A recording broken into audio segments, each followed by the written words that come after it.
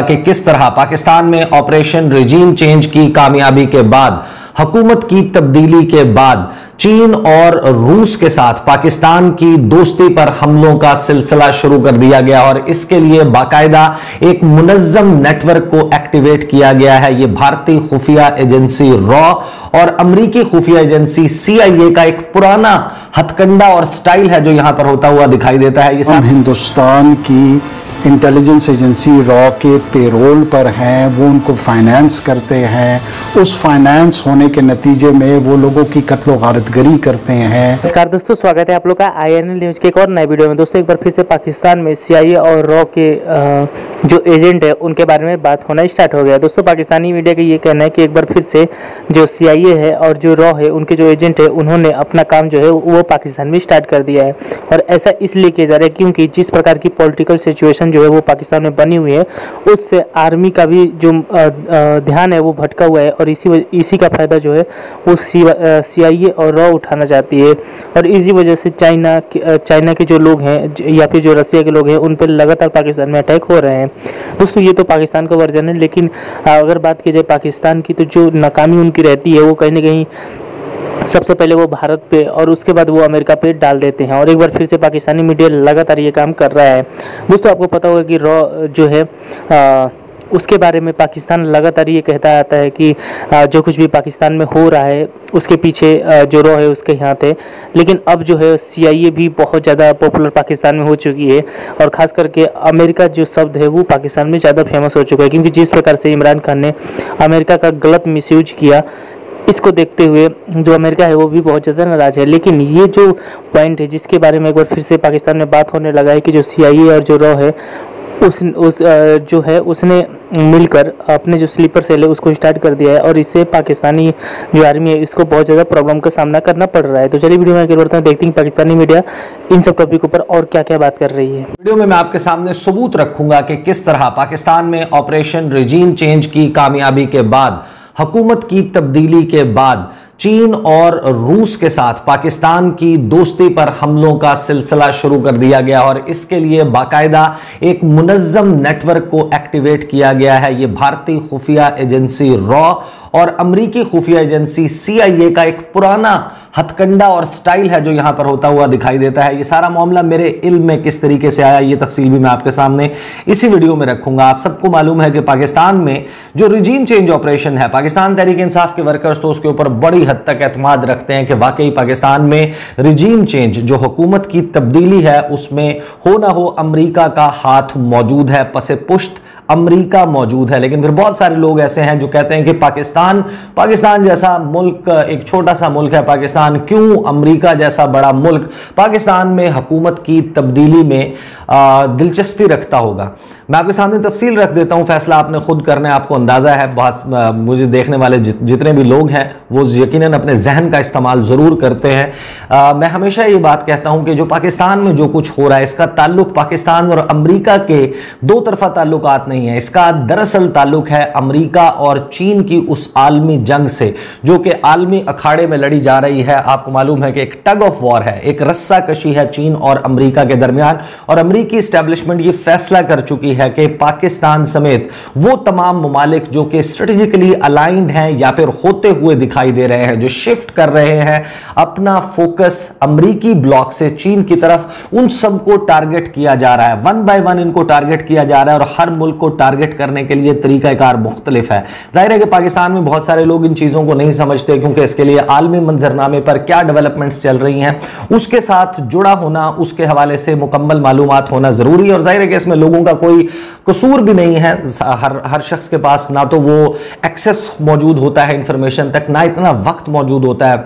और एक चीज मैं आपको और बता दूं कि पाकिस्तान जैसे मुल्क में और दीगर ममालिक में यकीनन जिस वक्त हुकूमत की तब्दीली करनी हो उसके लिए लोकल फैक्टर्स जो हैं, जो आप कह सकते हैं कि जो डोमेस्टिक इश्यूज हैं उन्हीं को बहाना बनाया जाता है। उसके लिए कोई बहुत ज्यादा मेहनत करने की भी जरूरत नहीं होती। अमरीका किस तरीके से उसका क्या स्टाइल है इसके ऊपर क्योंकि मैं पहले भी बहुत बात कर चुका, उस तफसील में नहीं जाऊंगा। और जो कुछ पाकिस्तान में हो रहा है इसका ताल्लुक मैं जाती तौर पर समझता हूं कि बहैसियत एक शख्स के इमरान खान के साथ नहीं है। इमरान खान की जगह कोई भी ऐसा लीडर पाकिस्तान में होता, कोई भी ऐसा वज़ीर आज़म होता, कोई भी ऐसा शख्स होता जो कि पाकिस्तान पाकिस्तान की पॉलिसी को चाइना के साथ, रूस के साथ अलाइन करने की कोशिश करता, अमेरिकी स्फीयर ऑफ इन्फ्लुएंस जो कि अमेरिका का दायरा असर है उससे बाहर निकलने की कोशिश करता, उसके साथ यही सलूक होता जो कि इमरान खान के साथ किया गया है। अब इस सारे मामले में आप सबको मालूम है कि 2 से 3 तरीके हैं जिसके लिए ये तमाम जो हॉस्टाइल एजेंसीज हैं वो ये सब कुछ करती हैं। आपको ये भी बताता हूं कि ये मामला मेरे इल्म में कैसे आया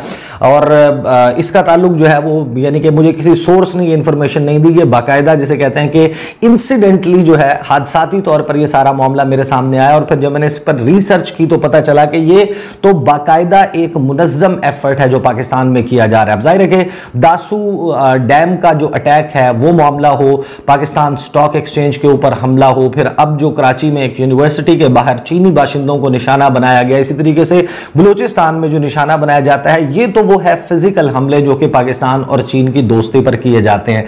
लेकिन जो ऑपरेशन रिजीम चेंज की सक्सेस है, पाकिस्तान में इमरान खान का इक्तदार से बाहर जाना, उसके बाद एक चीज की रियलाइजेशन हुई उन तमाम ममालिक को जो कि दिलचस्पी रखते थे पाकिस्तान में रिजीम चेंज में कि तमाम हिंदुस्तान की इंटेलिजेंस एजेंसी रॉ के पेरोल पर हैं, वो उनको फाइनेंस करते हैं।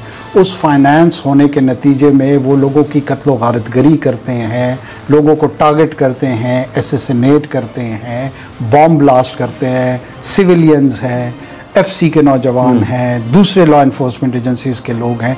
अब ये एक टेंजिबल रियल चैलेंज और जो कॉन्स्टिट्यूशनल लीगल ड्यूटी है to respond to this violence, that according to the national and international law lies with the LEAs of Pakistan state institutions.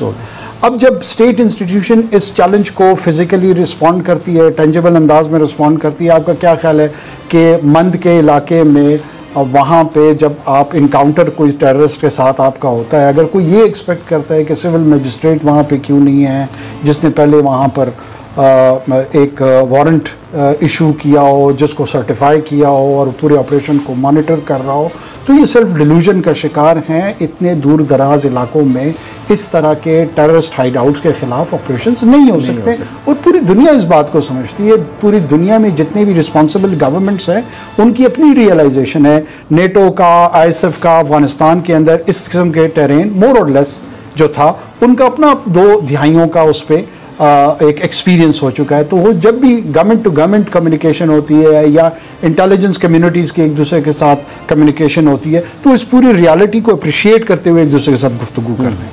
अच्छा, दूसरा चैलेंज क्या है? दूसरा चैलेंज ये है कि इस इनकाउंटर में ज़ाहिर है ये कोई बहुत ज़्यादा खुशगवार इनकाउंटर्स नहीं होते हैं। इसमें एक्सचेंज ऑफ फायर होता है, इसमें ऐसी चीज़ होती है जिसमें हमारे जवान भी शहादतें उनकी होती हैं और दूसरी तरफ से तखरीबकार भी मारे जाते हैं। गोरी पिक्चर्स इसमें से इमर्ज होती हैं, लोग खून में लिपटे हुए होते हैं, चाहे हमारा हो या दूसरों का हो। ये उसके कॉन्सिक्वेंस है इस इंटरेक्शन का। उसको बुनियाद बनाकर वो आप एक बयानिए की जंग झोंक देते हैं और उस बयानिए की जंग में वो आपको एक्यूजेशन उन्हीं जिन लोगों ने लड़ना होता है उनको violator of human rights declare कर देते हैं, उनको जो है वो एक्यूज़ करते हैं इनफोर्स डिसअपीयरेंस का। तो दोनों चैलेंज उनको लेने पड़ते हैं। तो लॉ इन्फोर्समेंट एजेंसीज को टेंजिबल रिस्पांस भी देना पड़ता है और जो बयानिए का ऑनस्लॉट है वो भी देना पड़ता है, रिस्पांस देना पड़ता है। अगर कोई पॉलिटिशियन, अगर कोई सिविल सोसाइटी में इस महाज को टेक ओवर करना चाहे और बयानिए का रिस्पांस देना चाहे, उसको ये उसके इमेज को टार्निश करते हैं, उसको फौज का एजेंट कहेंगे, उसको एजेंसियों का एजेंट कहेंगे। वो किस लिए कहते हैं? ताकि उनकी क्रेडिबिलिटी कॉम्प्रोमाइज हो और जो अल्टरनेट वॉइस है वहाँ से उसको स्टाइफल कर सकें, उसको मफल कर सके, कमज़ोर कर सकें, ताकि उसकी रीच बहुत ज़्यादा ना बढ़े, उसकी आउटरीच कम ही रहे।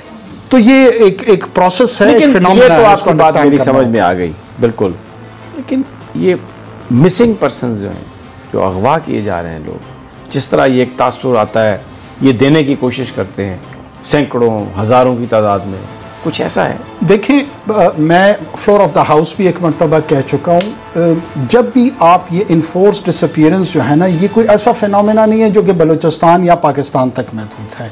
यूनाइटेड नेशंस ने इसके लिए इन्फोर्स डिसअपीयरेंस कमेटी एक तश्कील दी है, और ये 50s ऑनवर्ड्स जितना भी कोल्ड वॉर एरा था, जहाँ पे पर्टिकुलरली ये कम्युनिस्ट रेजीम्स साउथ अमेरिका में एल सल्वाडोर से लेकर क्यूबा तक मुख्तलिफ जगहों पर होती थी, तो उन कम्युनिस्ट रेजीम्स पे लिबरल डेमोक्रेसीज़ की तरफ से ये बहुत ज़्यादा चार्ज एक आता था कि जी इन्फोर्स डिसअपीयरेंस, पॉलिटिकली मोटिवेटेड लोगों को ये निकालते हैं।